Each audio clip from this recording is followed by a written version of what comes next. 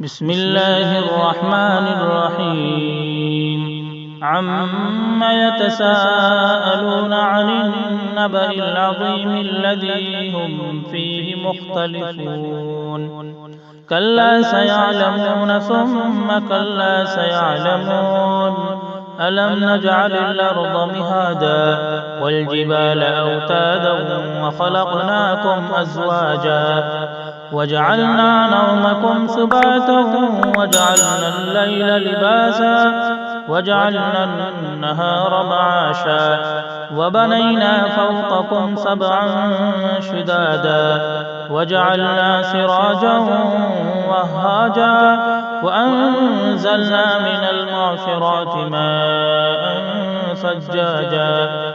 لنخرج به حبا ونباتا وجنات ألفافا إن يوم الفصل كان ميقاتا يوم ينفخ في الصور فتأتون أفواجا وفتحت السماء فكانت أبوابا وسيرت الجبال فكانت سرابا إن جهنم كانت مرصادا للطاغين مآبا لابسين فيها أحقابا لا يذوقون فيها بردا ولا شرابا إلا حميما وغساقا جزاء وفاقا إنهم كانوا لا يرجون حسابا وكذبوا بآياتنا كذابا وكل شيء أحصيناه كتابا فذوقوا فلن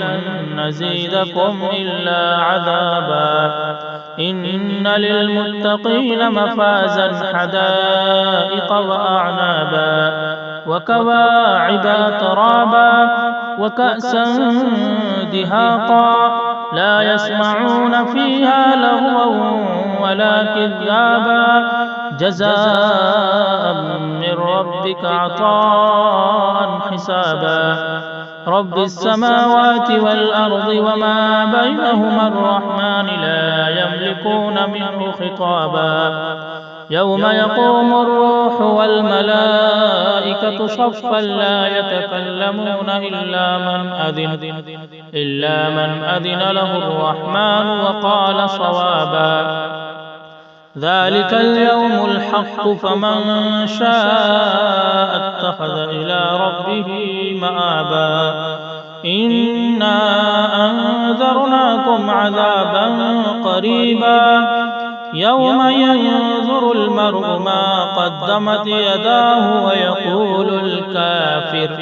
ويقول الكافر يا ليتني كنت ترابا صدق الله العظيم.